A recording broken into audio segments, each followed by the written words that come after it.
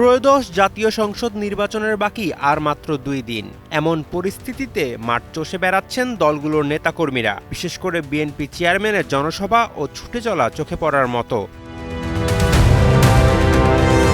রাজধানী ঢাকার 8টি স্থানে 9 ফেব্রুয়ারি জনসভা করবেন বিএনপি চেয়ারম্যান তারেক রহমান। 8 ফেব্রুয়ারি এই কার্যক্রমের অংশ হিসেবে ঢাকার 6টি স্থানে জনসভা করেন তিনি।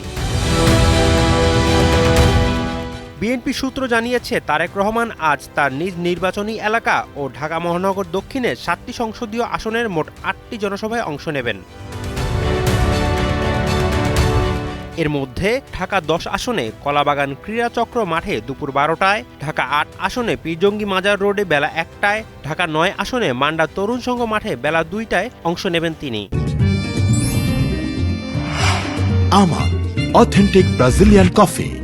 মুগদার জনসভা শেষে ঢাকা 5 আসনে যাত্রাবাড়ী শহীদ ফারুক রোডে বেলা 3টায়, ঢাকা 4 আসনে জুরাইন দয়াগঞ্জ রোডে বিকাল 4টায়, ঢাকা 6 আসনের ধূপখোলা মাঠে বিকাল 5টায় এবং ঢাকা 7 আসনে লালবাগ বালুর মাঠে সন্ধ্যা 6টায় জনসভায় বক্তব্য দেওয়ার কথা রয়েছে তার।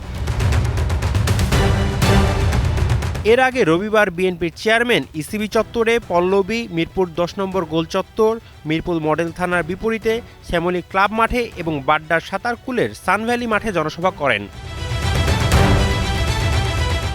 শাহাদ আলম ফাহিম, কালের কণ্ঠ।